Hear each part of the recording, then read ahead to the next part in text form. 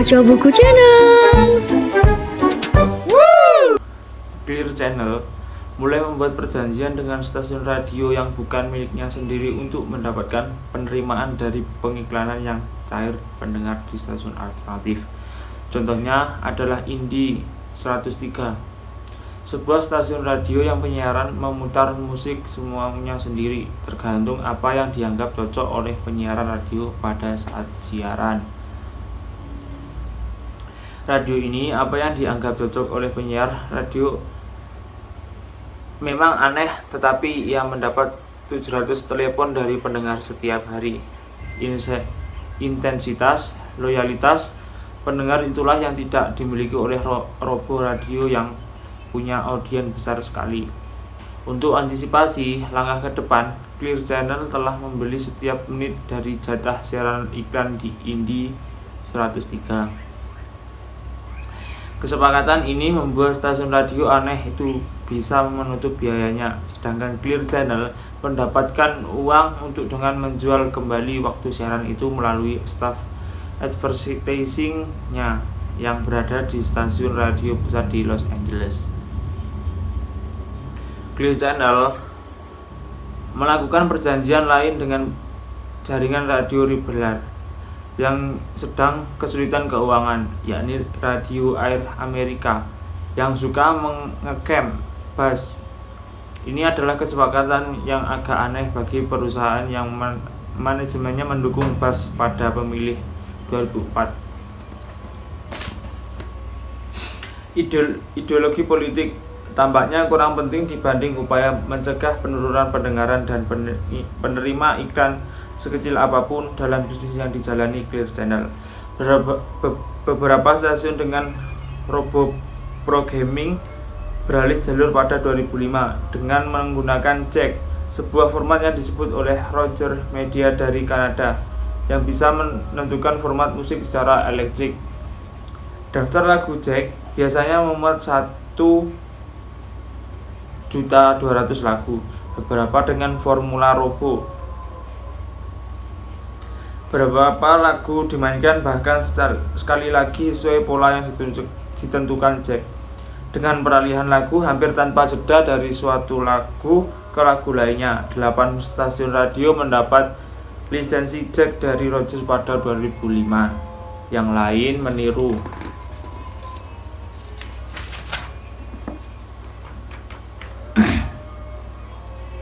Di KSJK Kansas City yang menyebut dirinya 105,1 Jack FM, direktur acara Mike Reilly membanggakan acaranya sebagai trend wave, penyatuan musik yang berbeda dalam frekuensi, berbeda dalam sekuensi. Jika Anda mendengar MC Hammer masuk ke Steve Miller Band, berarti tugas saya sudah selesai. Ini adalah jenis pemrograman yang bisa dilakukan dengan iPod.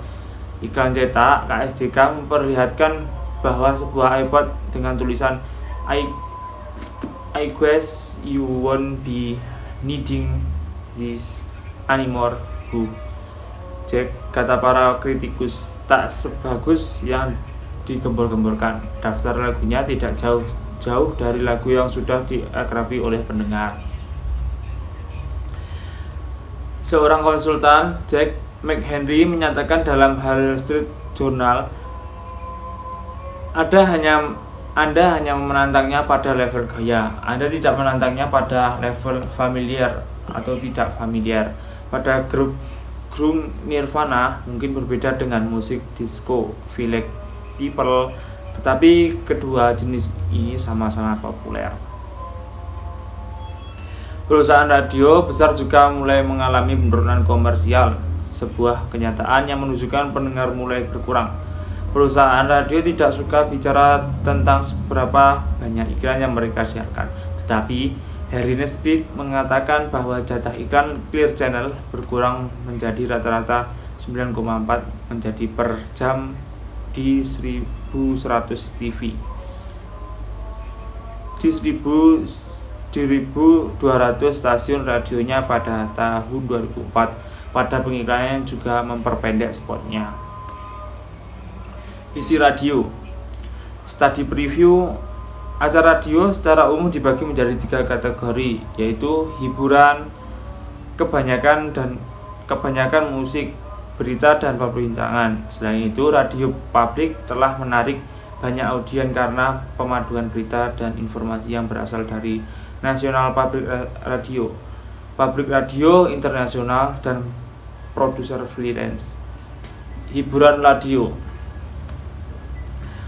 Ada komedi, drama, variety show, dan kuis yang mendominasi acara radio pada 1930 dan 1940-an. Telah berpindah ke televisi pada 1950-an. Demikian pula audiennya. Jaringan radio karena kehilangan iklan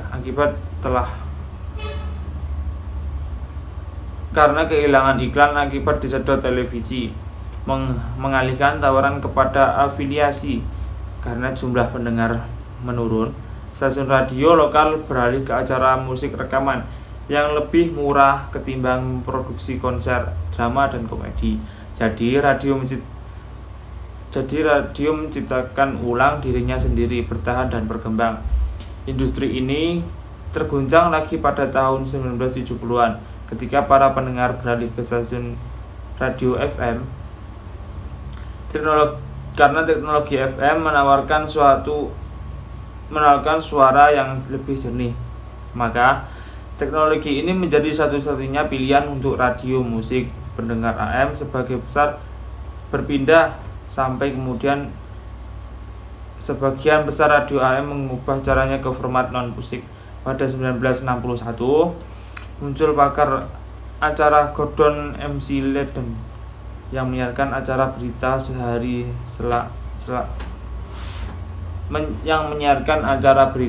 semalam. Yang pertama kali dengan format All News di California Selatan dari ekstra melintas batas Tijuana. Pendengar mulai mendengarkan penyiaran yang penuh warna dan terkadang bombastis. Berita radio. Berita radio ada lebih dahulu daripada stasiun radio. Pada November 1916,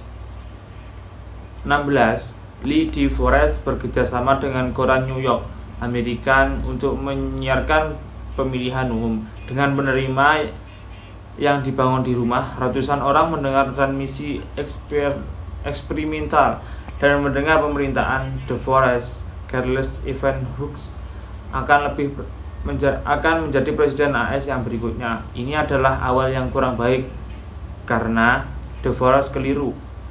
Woodrow Wilson lah yang terpilih pada 1920. KDKA yang merupakan stasiun radio komersial berizin pertama mulai menyiarkan laporan perhitungan suara pemilihan presiden Harding Cobb yang sedang dihitung oleh Pittsburgh Post. Kali ini radio memberi laporan yang tepat. Bentuk berita radio sekarang ini menggunakan beragam bentuk. Beberapa didasarkan pada gagasan DeForest, yakni menarik pendengar dengan cara melaporkan kejadian terkini saat kejadian itu terjadi. Tetapi ada juga yang lebih fokus pada pemahaman dan pendalaman berita. Tetapi kebanyakan berita radio mulai melaporkan kejadiannya yang terjadi saat itu juga. Breaking news. Berita radio mulai terkenal pada Perang Dunia II ketika jaringan radio mengirimkan korespondennya ke luar negeri. Warga Amerika yang ingin mendengarkan dan melaporkan dari Eropa mulai biasa mendengar penyiaran jurnalis seperti Edward Murrow dan jurnalis besar abad ke-20 lainnya, termasuk Walter Cronkite sebagai medium pelapor. Seketika radio melaporkan berita baru bahkan sebelum ia muat di koran. Istilah breaking news muncul untuk menunjukkan keunikan radio ini. Headline service. Pada periode pasca Perang Dunia yang relatif tenang, di mana orang kurang tertarik mendengar berita, industri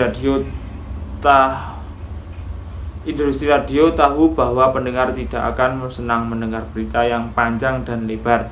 Format berita diubah ke berita pendek, menjadikan radio sebagai headline service. Detail dari dan kedalamannya berita diserahkan ke koran. Format rock and roll Gordon MC Laden pada 1960-an melambangkan headline service ini umumnya dengan siaran berita 3 menit setiap 20 menit di antara pemutaran lagu selama 3 menit dengan satu berita tak lebih dari 20 detik, kebanyakan hanya 2 kalimat saja. All News Gordon MC Laden juga menciptakan format radio All News pada 1960-an. Untuk pasar Los Angeles, MC Laden membentuk staf di Extra untuk membacakan berita non-stop ketika XTRA ternyata menguntungkan. MC Laden mengambil alih sebuah stasiun radio Chicago, menamakannya sebagai WNUS dan mengubahnya menjadi Radio All News. Tindakan ini jauh berbeda dengan gagasan tentang radio sebagai medium massa. Dengan setiap stasiun mencoba mencari audiens sebesar mungkin, WNUS milik MC Laden dan stasiun-stasiun All News lainnya berusaha menggarap ceruk pendengar, menemukan laba di ceruk-ceruk sempit di tengah-tengah pasar radio secara keseluruhan. Sekarang stasiun All News tumbuh subur di kota-kota besar. Beberapa di antaranya menjadi lebih besar daripada Extra milik MC Clenson dan mempunyai staf berita besar yang menyediakan liputan langsung dan kompetitif. Newspacket ketika National Public Radio mengudara pada 1970. Acaranya yang terkenal All Things Considered tidak menggunakan format berita panjang yang mengabaikan 2 premis yang telah menjadi tradisional di radio. Ini adalah berita-berita yang tidak selalu bisa dikategorikan sebagai breaking news. Juga berita ini dilaporkan sepanjang yang dirasa perlu dilaporkan oleh reporter atau produser dan mengabaikan premis bahwa pendengar radio tidak punya tentang perhatian yang panjang. Berita semacam ini dinamakan newspacket, disusun secara menarik dan refleksikan komitmen penggunaan waktu dan energi yang lebih besar ketimbang format berita lainnya. Banyak isu personal. Newspacket biasanya penuh dengan rekaman wawancara dan ditandai dengan contoh-contoh nyata serta anekdot dan tulisan yang bagus. Penurunan berita radio. Meski Radio All News dan National Public Radio sempat naik daun, namun berita jarang menjadi elemen inti dari acara radio dewasa ini. Pada 1990-an, setelah Federal Communication Commission tak lagi menggunakan kriteria pelayan publik sebagai syarat pemberian izin, banyak stasiun radio menghilangkan departemen berita yang berbiaya mahal dan lebih menekankan pada acara berbiaya rendah yang kebanyakan didasarkan pada musik rekaman. Banyak stasiun metropolitan yang dahulu merupakan stasiun besar berita, sekarang hanya punya 1 atau 2 orang yang menyiarkan berita pada jam-jam menjelang waktu kerja. Headline global dan nasional diambil dari sebuah jaringan. Beberapa stasiun bahkan tidak memperkerjakan 1 orang yang khusus menangani berita. Bincang-bincang radio. Format perbincangan yang menyiarkan percakapan telepon langsung telah menjadi genre utama di radio AS pada 1980-an. Banyak stasiun radio AM yang tak mampu bersaing dengan kualitas suara musik FM, menyadari bahwa mereka hanya akan lebih cocok menyiarkan perbincangan yang tidak membutuhkan kualitas suara bagus. Format telepon akan awalnya disambut antusias karena potensi sebagai forum diskusi isu publik. Beberapa stasiun seperti WCCO di Minneapolis dan WHO di Des Moines menjadi contoh utama talk show panjang di radio. Demikian pula Talk of Nasional di NPR. Tapi banyak show bergerak ke arah yang berbeda, yang lebih fokus ke personal ketimbang isu. Banyak format acara berubah menjadi program nasihat seperti pembahasan tentang hemorrhoids, psoriasis, facelift, dan psikosis. Perbincangan olahraga ringan makin banyak. Demikian pula perbincangan soal perawatan hewan piaraan. Talk show memberi kesan sebagai berita, tetapi dalam kenyataannya hanya menjadi hiburan ringan, apapun kekurangan si pembaca Talker. Demikian sebutan mereka. Mereka punya banyak pengikut. Acara Rush Limbaugh disiarkan di 660 stasiun pada masa jayanya. Didengar kira-kira 20 juta orang per minggu, meski turun menjadi 600 stasiun pada 2003. Limbaugh masih amat berpengaruh di kalangan audiens konservatif sampai ketika terungkap bahwa mereka, meski dia menyerang konsumsi obat-obatan terlarang dalam acara-acaranya, dia sendiri ternyata pecandu narkoba. Setelah kembali lagi siaran, rating Limbaugh turun di beberapa pasar. Sebagian karena perbincangan konservatif mendapat saingan ideologis. Kelompok liberal juga punya tokoh acara bintang-bintang Al Franken, penulis dan mantan pemain di Saturday Night Live, yang pandangan-pandangannya menarik para pendengar yang bosan dengan pandangan konservatif. Sebuah survei media mengatakan bahwa 44% warga Amerika mendapat informasi politiknya kebanyakan dari acara bincang-bincang di radio. Pendengar perbincangan. Pengaruh pembicara mungkin lebihkan sebuah survei oleh Media Studies Center tahun 1996 tentang orang-orang yang mendengarkan talk show menemukan bahwa mereka bukan representasi mainstream warga Amerika. Audiens talk show politik kebanyakan adalah orang pria kulit hitam.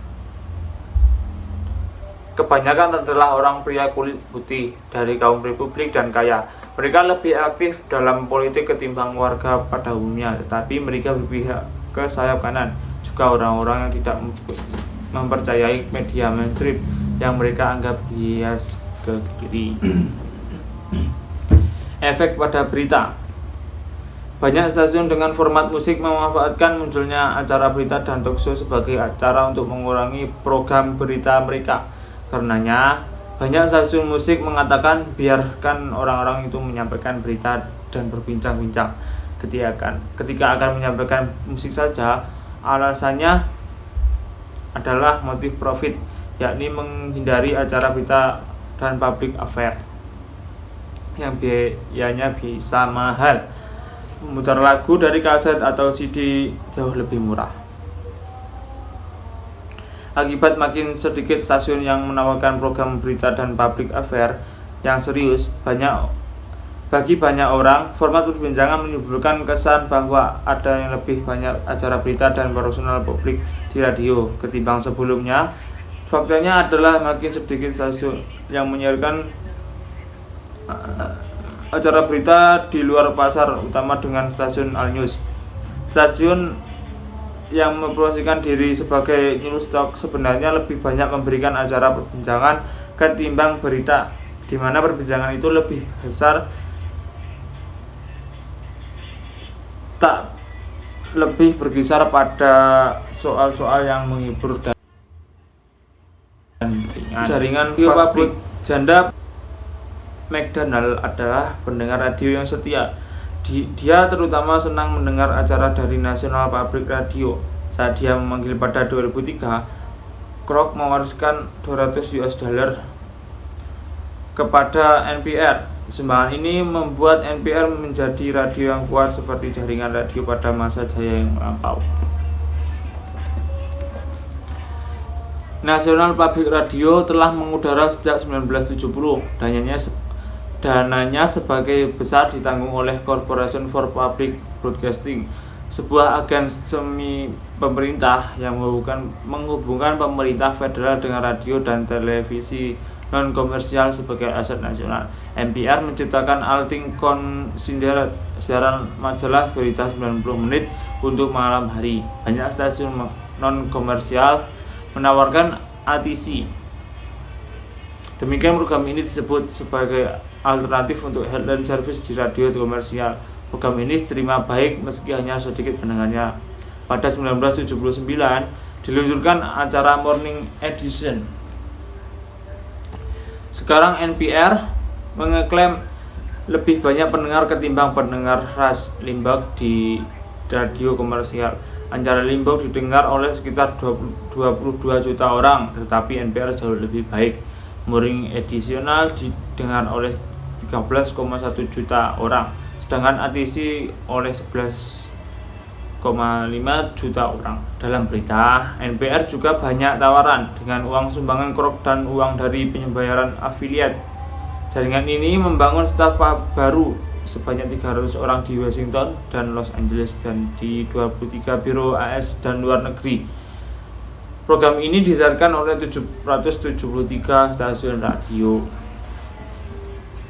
Meskipun banyak dari sumbangan krop membantu operasi berita NPR, jaringan ini juga menyiarkan acara kultural yang inovatif dan eksperimental, tetapi audiens terbesarnya tetap untuk siaran beritanya. Walau NPR adalah komponen radio komersial paling menonjol di AS, programnya hanya sebanyak seperempat dari seluruh di program dari stasiun afiliasinya. Stasiun ini membuat 49% program sendiri. Stasiun itu juga membeli 19% program dari program bersaing, yakni Public Radio International (PRI) yang dibuat oleh jaringan Minnesota Public Radio. Memiliki variety show yang dipandu oleh Garrison Keillor, A Prairie Home Companion yang telah ada sejak 1974. Kualitas siaran. Study preview. Dengan adanya deregulasi, acara radio menjadi lebih populis, formalik, dan dangkal. Banyak stasiun menghindari identitas lokal. Meski begitu, ada beberapa radio yang menyajikan isi siaran lokal dan berbeda. Nilai pasar. Pengukuran industri radio mencakup perhitungan stasiun yang dimiliki suatu entitas. Semuanya dicatat oleh Federal Communication Commission. Clear Channel adalah yang terbesar, memiliki 1.231 stasiun. Berikutnya ada Viacom dengan 243. Setelah konsolidasi pada 1996 yang menciptakan perusahaan raksasa itu, kita punya informasi baru tentang keuangan dari stasiun yang sahamnya diperdagangkan di bursa saham. Analisis industri secara berkala menerbitkan perkiraan akurat tentang kinerja keuangan dari jaringan yang tidak disarankan untuk menerbitkan pernyataan finansial. Pengukuran audiens berasal dari rating oleh Orbitron, karena survei dibayar oleh stasiun yang ingin mendapatkan jumlah pendengar untuk menarik pengiklan. Maka Orbitron tidak merilis temuannya kepada publik, tetapi hasilnya biasanya muncul ketika pemasaran radio menyerahkan hasil itu kepada calon pengiklan. Walaupun informasi itu sering kali diubah sedikit untuk menunjukkan selling point-nya. Data Orbitron dibagi berdasarkan bagian-bagian hari, seperti waktu pagi, dan berdasarkan demografi audiens seperti kelompok, gender, dan usia. Pengukuran kualitas, Mi Ranking. Stasiun musik berdasarkan kualitasnya adalah pengukuran yang subjektif dalam menilai preferensi musik. Ekspektasi kinerja siaran telah menjadi baku sehingga stasiun beranggaran sedikit pun bisa menawarkan presentasi yang menarik. Personalitas yang khas jarang ditemui, meski ada beberapa perkecilian dari Don Imus, Howard Stern, dan orang-orang yang lokal punya pendengar setia. Tetapi kebanyakan penyiar sama dengan dangkal, mudah ditebak, dan cuek. Berita adalah soal lain. Masyarakat, penyiaran, dan organisasi lainnya menghargai kerja keras yang apik dengan memberi penghargaan. Di antaranya adalah penghargaan Columbia DuPont. Dan kompetisi-kompetisi yang disponsori oleh kelompok profesional seperti Radio Television News Director Association. Para pembicara punya penggemar sendiri-sendiri, tetapi ukuran kualitatif dipengaruhi oleh kecenderungan ideologis. Rush Limbaugh dari sayap kanan misalnya disebut dengan istilah excellent dan 22 juta orang mendengarkannya. Tetapi bagi mereka yang bukan penggemarnya, Limburg dianggap sebagai tukang ngoceh yang pelin-pelan dalam menyajikan fakta, premis, dan kesimpulan. Di pihak sayap kiri, Al Franken, Randy Rhoads, dan kawan-kawannya di air Amerika juga dipuji-puji tetapi juga dianggap bual oleh teman lawan-lawannya. Dalam spektrum radio AS, semangat untuk mempertahankan keunggulan sebagai diilhami oleh apa yang telah ditawarkan National Public Radio. Rasa ingin tahu mengintelektual tentang isu-isu publik, sosial, politik, dan kultural, tetapi ada pengkritik yang tidak suka dengan acara ringan yang ditawarkan oleh radio publik. Para pengkritik dari kalangan politik sayap kanan juga menganggap ada bias liberal dalam radio publik.